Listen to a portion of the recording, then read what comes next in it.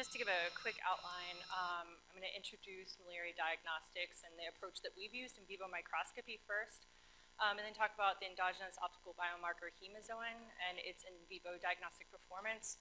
And if we have enough time at the end, I'll talk about some other applications that we've been looking at. So I work in Rebecca Richards-Cordon's lab, as Mon said, and primarily the work that we do is for global health diagnostics. So these are a couple of the typical projects. One is in vivo fluorescence imaging for early cancer detection, and then an array of different lateral flow diagnostics for infectious disease. And so my project kind of branches these two. I use imaging techniques to look at infectious disease. So to tell you a little bit about malaria, this is the global malaria burden map for the past roughly 100 years, where the areas in red are the areas which are endemic today. So that's roughly half of the world's population, and that resulted in almost 500,000 deaths in 2015. But more than 90%, I think, of all the deaths were in children under the age of 5. So what that presents is a problem for clinicians in what are predominantly resource-limited regions. When a child presents with febrile illness with common flu symptoms, cold-like symptoms, they're often preemptively treated with antimalarial drugs, regardless of whether or not they have malaria, and then that can lead to depletion of those drugs prematurely, but more importantly, it can lead to drug resistance. So there are a couple of diagnostic tests that are available to clinicians in these regions. One is blood smear microscopy, where you take a finger prick blood sample, you smear it on a slide, you fix it, you stain it, and then an expert microscopist reads it and detects whether or not there are infected red blood cells in the sample. The other is a rapid diagnostic antigen-based test. So it's just a regular lateral flow where, again, you take a drop of blood and detect. This one is not it doesn't quantify infection, but it can speciate infection. So the problem with both of these platforms is that they require a blood sample. So that generates biohazardous waste, and it also increases the risk for potential infection, especially in regions where HIV is often co-endemic.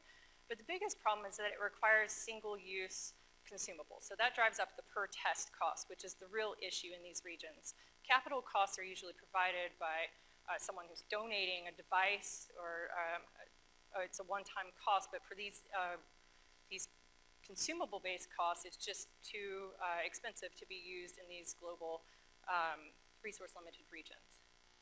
So our approach was to use in vivo microscopy to just detect malaria-infected cells as they circulate through the microvasculature. So to give you an idea of what that might look like, this first video on the left was just in the cartilage of the mouse ear pinna. And so this is just looking under warm white light. It's a 500 long pass filter, and you can see blood flow. If you restrict to just green light in the human oral mucosa, you see similar individual cells with the striking absorbance of hemoglobin against the background tissue. And if we magnify even more and just switch to a monochromatic camera, then we can start to pick out individual cells and sort of see this bilipid nature of the red blood cells. So the technique has some additional pros in that we can observe hemodynamics and microvascular dysfunction and parasite endothelial wall interactions, but how do we see malaria itself? So fortunately, the malaria parasite produces an endogenous optical biomarker called hemozoin. So once the parasite infects a red blood cell, it starts to ingest or metabolize hemoglobin, which is in our red blood cells. It only metabolizes the globin protein, and it leaves the free heme molecule, which is toxic to the parasite. So as an immune response, the parasite develops these crystalline structures from the heme called hemozoin. And so this is an SEM image where this scale bar is 200 nanometers. So they're very small. They're around a micron in length. And they have some really interesting optical properties, some magneto-optical properties. RAMA and LDMS has been used to look at them. But because we're looking at just wide field microscopy, we look for hemozone absorbance, which you can see here, it's these little brown dots in these infected red blood cells, and hemozone birefringence. Because it's crystalline nature, it has this dichroism, where in scattered light under cross-polarized illumination, you can see this nice contrast against the background. So to look at this in vivo, I developed a microscope called the microvascular microscope. It's really just a wide field microscope that is dual mode, cross-pole epi illumination to look at birefringence at 530 nanometers. I chose that wavelength to correspond with hemoglobin absorbance so that the background was very low against the scattering crystal. And then transmission illumination using green light to first locate the vessels according to hemoglobin absorbance, and then red light to focus on the Q-band absorbance peak of hemozone at 655 nanometers. This also is off of the hemoglobin absorbance peak, so we get better contrast in the absorbance spectra. So this is what the top half of the device looks like, and there's just a little light box that goes on the other side for transmission. And it's a typical USAF standard. It's important that we're able to get sub-micron resolution, and we do in both transmission and cross-polarized illumination. It's also important that the exposure time be fairly short for wide field microscopy, so 2 to 10 milliseconds to avoid streaking, because we're looking at moving cells. And I use the objective is actually in contact with the tissue to reduce motion artifacts from respiration or heartbeat. And then finally, there's a lens that is translated to change the focal distance, the working distance below the tissue, since vessels can vary in their depth below the top of the tissue. So for imaging sites, we looked at a couple of different imaging sites. There is a commercial device actually that looks at the capillaries in the nail bed, but we wanted to avoid anything that created inconsistencies from patient to patient due to melanin content, keratin, hair, that sort of thing. So what we focused on instead were mucosal surfaces, like just inside the eye here. This is actually Rebecca's eye. She let me take a probe and put it here. That's a little invasive, but there is a nice capillary density in that area. So what we focused on instead, and you mentioned Tim earlier, this is Tim's mouth. We look at just inside the lip, the vessels right there, or it's sublingual. With the ideal being that there's obviously a lot of vasculature, but also we don't have to compete with melanin content or scattering due to hair or tissue or skin tissue. So everything I do from this point, mimicking the imaging site, or in vitro and in animal models, will be mimicking that oral mucosa imaging site. So I wanted to investigate these optical signatures of hemozone, first in vitro, an optical phantom, which is shown here on the right. So this is sort of like a physicist rendering of the mouth. You have the epithelium, which can vary in distance to the capillary below, where I use this thin-walled capillary tube that's filled with infected blood. And then beneath that is just an intralipid doped agarose gel. I did not use any absorbers in the following experiments because for transmission delivery, it's a fairly homogeneous attenuation of the light. And for all of the infected blood samples, we used a mouse model with P. aeolei infected murine blood. So this is a typical image of what you would see with the microscope. This is our mock vessel here under green light transmission illumination, where you can pretty clearly detect the vessel. And then under red light illumination, you see these little brown dots, and that's consistent with hemozone absorbance. Under cross-polarized illumination, we see the opposite. We see a dark background, and we see these nice white bright spots that are consistent with the hemozone scattering. There is a temporal variation in the signal, though, under cross-polarized illumination, because it's like a diamond, it's like a crystal. It's scattering based on the orientation of the crystal itself. So if we look at 10 individual infected red blood cells and just measure the absorbance over time, it stays fairly steady, but for the hemozone scattering, it varies quite a lot. So that means that it's really important that not only that you capture it as it's flowing through a vessel, but at the right exact moment when the orientation is aligned with your device. It's another challenge in this particular optical signature. We then tried looking at just increasing the scattering coefficient to see how that affected both of these optical signatures. So in a negative control, we don't see anything in either of those, but in an infected sample, we see these brown dots under the absorbance transmission line, and then at the illumination, we see this birefringence. And as we increase the intralipid concentration, so what we would see typically is right between 0.1 and 0.5% intralipid is consistent with the scattering coefficient of the epithelial tissue in the oral mucosa. We see a steady decline in cross-polarized mode. The transmission stays pretty solid. And there's also quite a lot more variability in cross-polarized mode. So for moving forward with all in vivo experiments, I chose just to look at absorbance. So for this, I used, I'm sorry, this is a little graphic, a reflected skin flap model. It's similar to the window chambering model, where this tissue is used to mimic the inside of the oral mucosa. You have hair and skin on one side, and then this fairly thin mucosal-like tissue on the other side. And we first tested this in excised tissue. Again, this is looking at transmission green to locate vessel, transmission red in order to look at hemozone absorbance, and then under cross-polarized mode in green, and we don't see any birefringent scattering. So in vivo, let me actually play the videos first, because I think they're more compelling.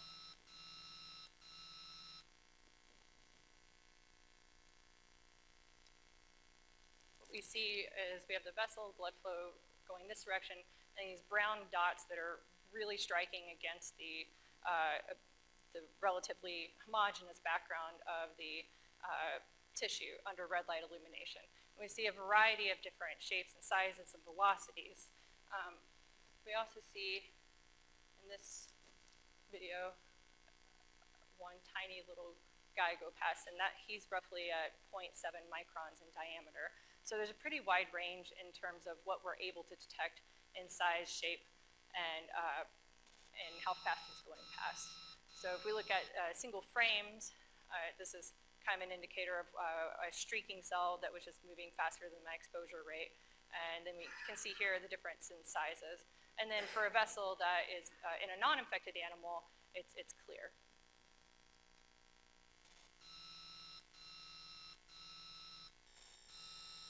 So we wanted to know first, can we use this as a diagnostic test for just a yes or no answer?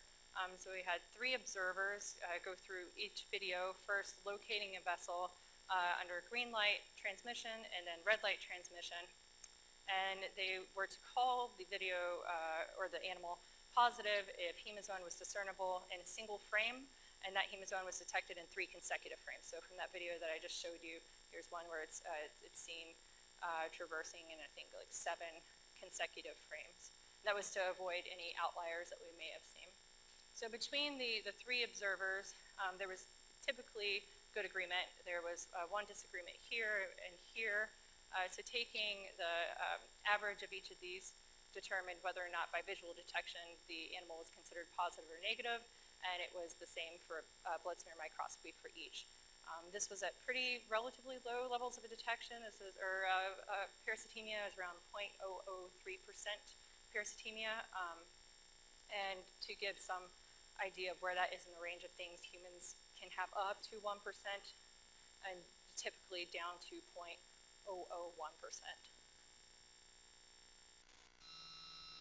So then we want to see if we could quantify it, looking at a range of parasitemia over several different animals, and using this metric defined as the hemozoan flux, which is just the number of hemozoan particles observed divided by the effective area, which is the product of the vessel diameter, velocity blood flow, and the total time of the video, or in other words, just the throughput.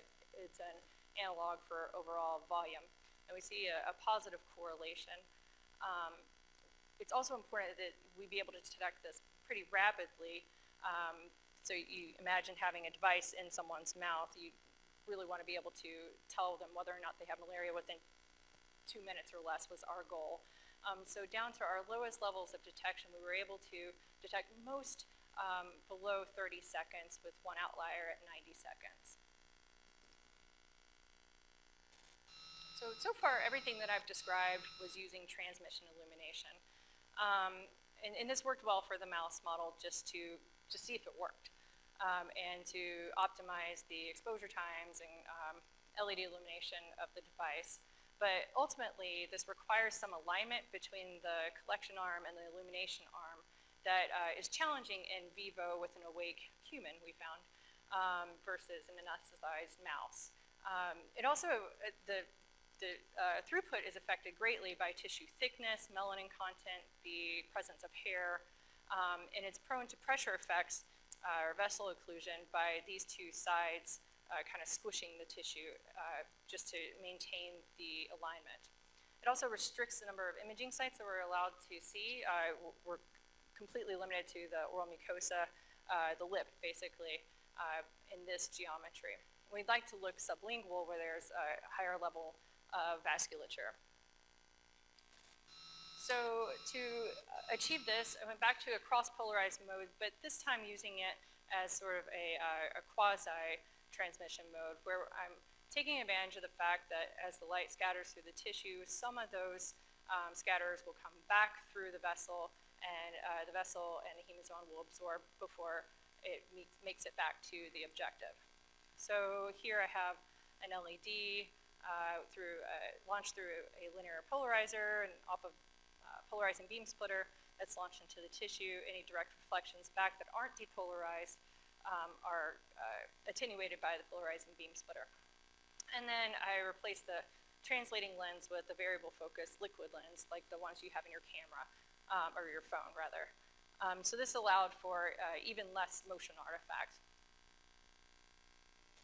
So this is an example just to compare to the transmission imaging that we had seen before. We have green light illumination on the left, and you can see it's pretty clear, the individual cells. We have a little bit of scattering off of adipose cells because of the cross-polarized configuration, but nothing inhibiting the vessel itself.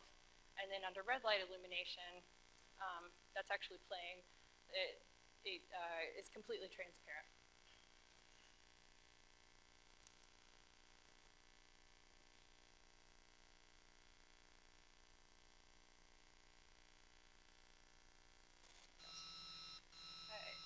So for a infected mouse, again, we see blood flow is pretty easy to detect.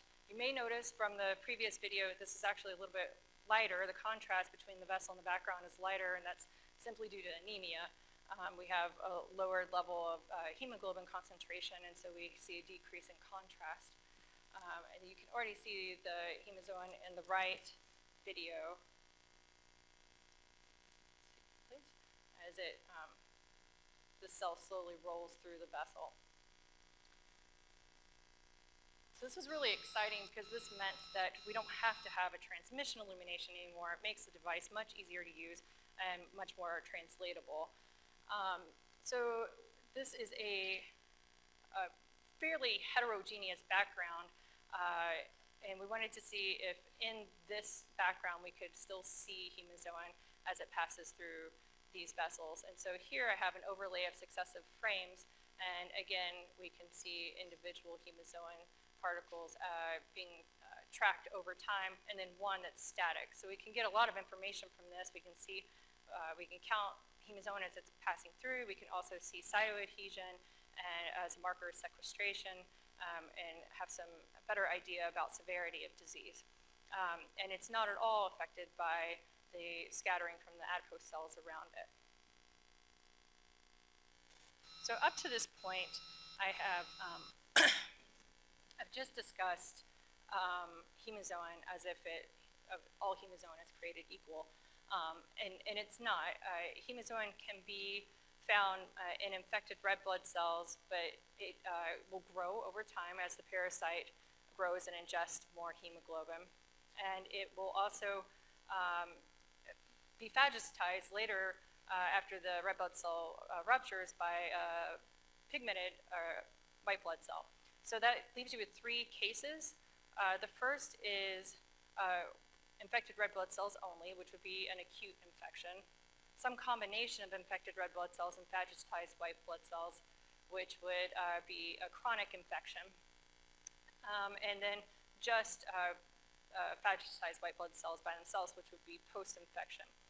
So if we were to count all the hemazoin in case 2, then we could potentially bias our quantification by including the phagocytized white blood cells as infected red blood cells.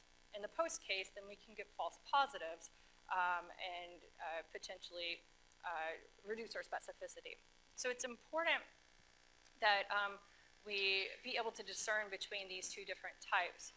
Additionally, there's some clinical relevance to just knowing when phagocytized white blood cells are present. It's been noted in a slew of papers as an indicator of disease severity and potentially a beacon of sequestered infection, particularly in pregnancy-related malaria, where the infected red blood cells like to gather around the placenta. So our solution is to just use the hemazoin signal itself to try to distinguish between these two cases. And so what my hypothesis is that hemazoin is much smaller in infected red blood cells, grows larger through the maturity of the infected red blood cell, and then once it's phagocytized by the white blood cell, is much larger. So we should be able to just use intensity and area to distinguish between the two different cell types. So to do that, I developed an algorithm using just blood smear microscopy first to identify features of hemazoin to classify between infected red blood cell and white blood cell. So to do this, I configured a commercial microscope to have the same parameters as the NVM, an image under a narrow band illumination in the red, segmented the cells, and then isolated the hemazoin according to the background intensity.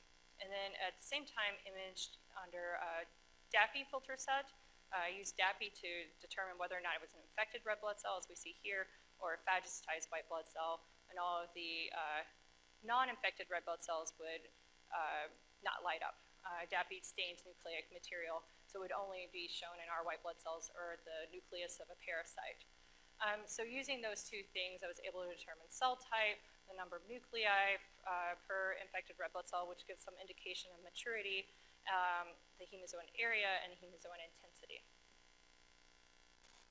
And so the results from that, it might be a little bit, well, maybe put too much on this slide, but we have a relative intensity difference, which is just the intensity of the hemazoin minus the background divided by the background versus the DAPI area. So here we have the infected red blood cells increasing in maturity, and then the phagocytized white blood cells. So you can see by the box plots that there is a pretty good separation of their means, and we get a pretty decent area under the curve for the receiver operator curve.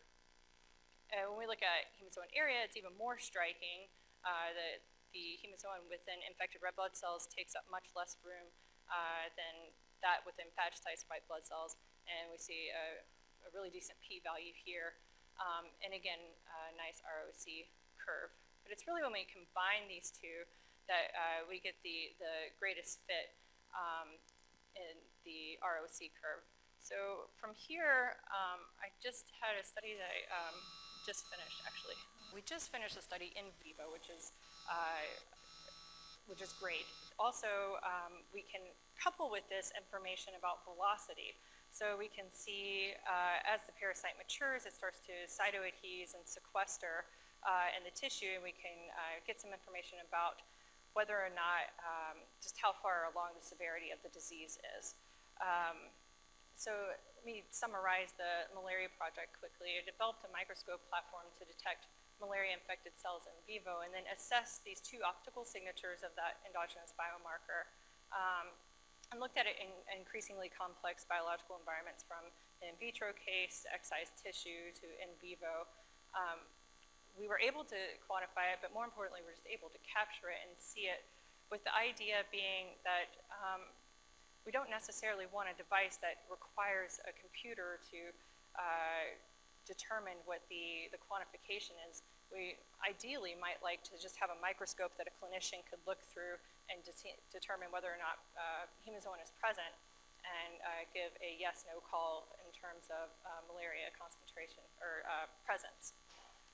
And then we developed an algorithm to discern acute, chronic, and post-infection in vivo in a mouse model.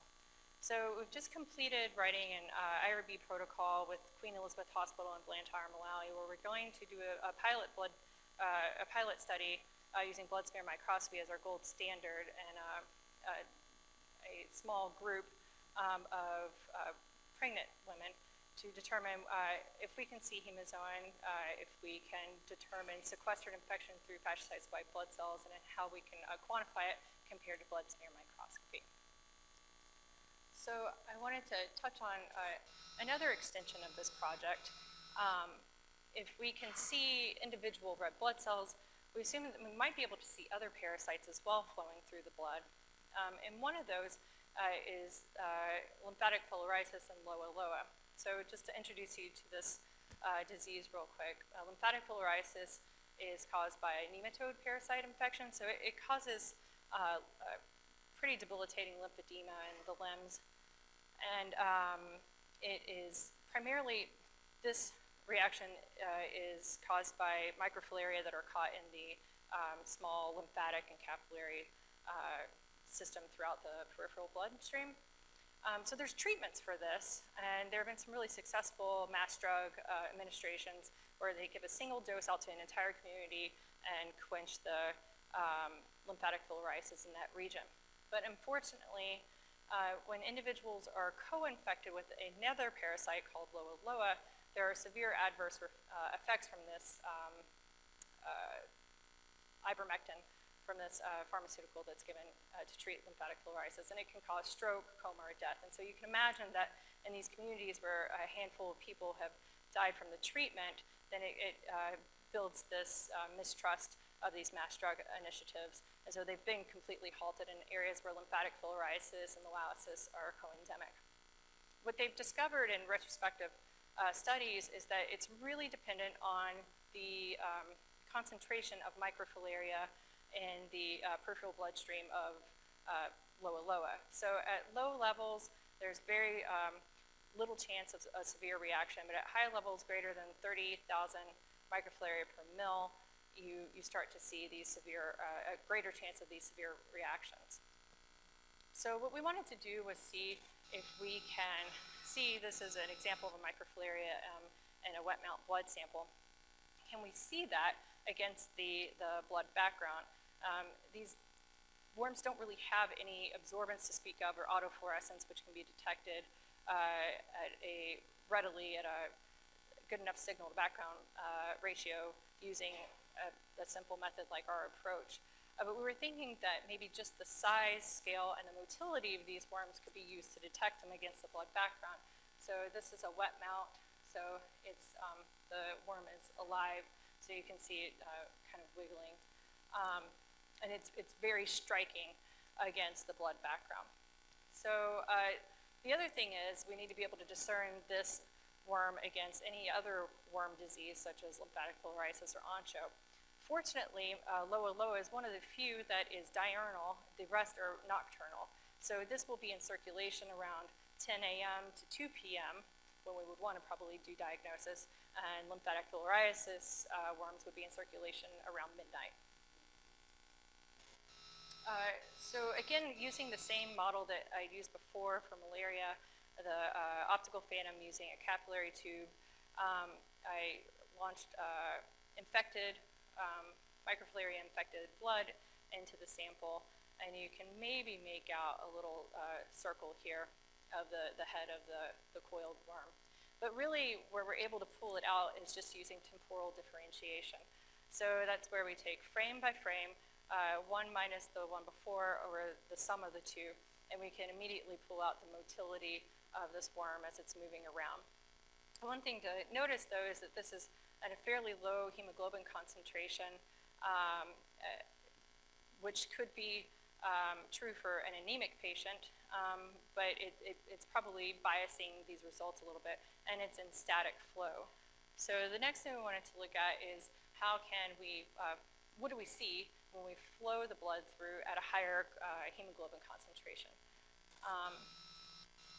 So these are a couple of examples where that have been contrast enhanced, we'll see a worm coming through that'll coil. Not sure if you can see that. And it's leaving now. And then a second worm that comes through and is, we've deemed this wiggling, where it's just kind of bouncing back and forth between the two sides of the capillary tube. So this is pretty striking to see, especially when you're used to seeing just blood moving along this axis. So we're hoping to take advantage of the direction across the short axis of the vessel where we might see some movement back and forth. And we're going to be testing this next week, actually, in an animal model at a collaboration with the University of Georgia, looking for microfilaria in the microvasculature, particularly at bifurcation points where they might get stuck or occlude the vessel. So we're right at quarter till, so I think I'll go ahead and stop there. But I want to give acknowledgments to my group, the Rebecca Richards Cornum Lab, and all of the great gang, including Tim, that work with me there, and our collaborators at Queen Elizabeth and University of Georgia, and the Bill and Melinda Gates Foundation for funding all of this work.